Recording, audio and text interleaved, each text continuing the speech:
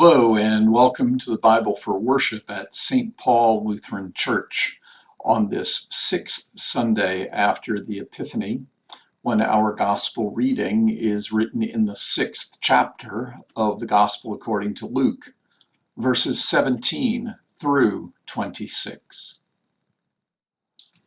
Jesus came down with his 12 disciples and stood on a level place, with a great crowd of his disciples and a great multitude of people from all Judea, Jerusalem, and the coast of Tyre and Sidon.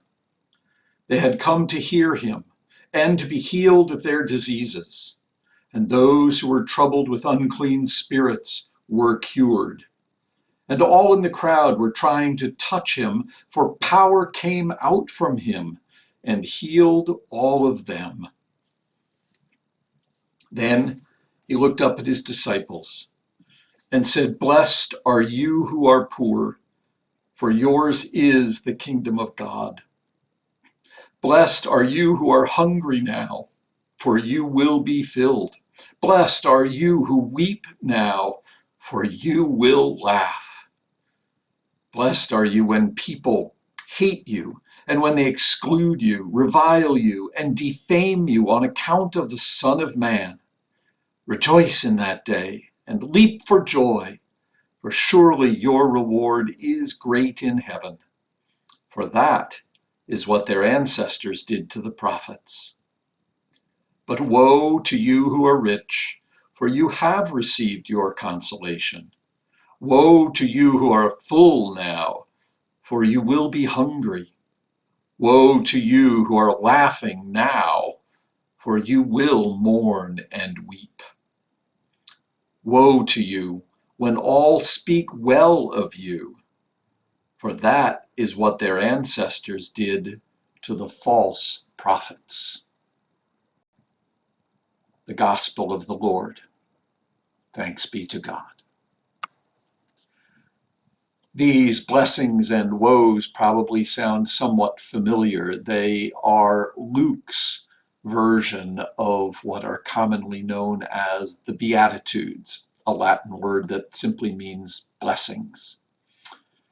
And these are Luke's version of the Beatitudes. They're not quite what we remember because mostly we hear the Beatitudes from Matthew in his Sermon on the Mount. Matthew and Luke both probably received these sayings from a common source that remembered them as Jesus' blessings and woes spoken to his disciples and to the crowds. Matthew speaks about the Sermon on the Mount. He went up on the mountain and spoke. Luke says he spoke this in a level place, what has been called the Sermon on the Plain. Both of these gospel writers evoke Moses at Mount Sinai. Moses on the mountain, receiving the words of God and speaking them to the people. So Matthew's Sermon on the Mount. And here, beginning in verse 10, we hear from Luke that Jesus has been up the mountain. In fact, he spent the entire night before this in prayer on the mountain. And then, just as Moses came down the mountain with the tablets, Jesus comes down the mountain to a level place and addresses the people. Both of these are programmatic speeches, the first major words that we hear from Jesus in his teaching in either the Gospel of Matthew or the Gospel of Luke. And as programmatic speeches, they set the tone, they give us the picture of what lies ahead in this gospel story. What has just happened in Luke's story? The disciples have seen power. People healed of their diseases. Unclean spirits cast out and people cured of them.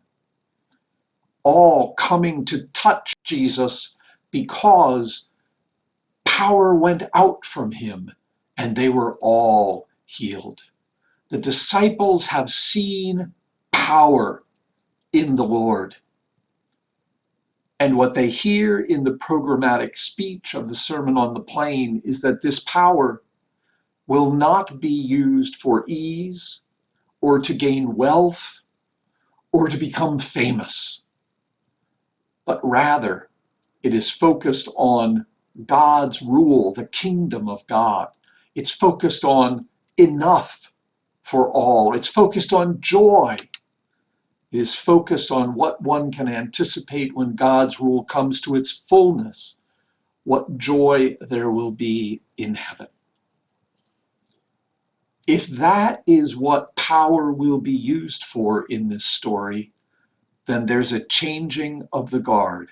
There's a changing of the order under which life is lived. There are new terms for what counts as blessing or woe, happiness or sadness, God's favor or God's judgment. These new terms of this Sermon on the Plain reiterate exactly what God has always taught and sought for creation. And what happens when it's now reiterated is that it's spoken in the context of Jesus' power. While others have known what God seeks in the world, they have not been capable of living it out, of bringing it to bear. But the disciples, in hearing of this new order, hear of it having seen Jesus' power over disease, over death, over unclean spirits. That power of God in Jesus will now secure what Jesus announces. When I say that others have known but have not been capable of fulfilling it, this is not an anti-Jewish position, because what Jesus is talking about is well known already from what Moses brought down from Sinai. And those to whom Jesus is saying this are not only Jews. Notice in the opening verses of 17 to 19 that the crowd that has gathered is from all Judea and Jerusalem, those would be Jews, but also from the coastland of Tyre and Sidon. That is explicitly outside the land of biblical Israel. Those are coastal cities out in the Roman Empire. This is a message for all people that we are not capable on our own of bringing God's kingdom. And how well we know that, right? We too easily think that power is about securing ease or wealth or fame and pursue those things, when Jesus says it is rather about God's kingdom, enough for all, and joy. And now that Jesus says this, power is in the house. Through servanthood and self-giving, that is how this story will play out.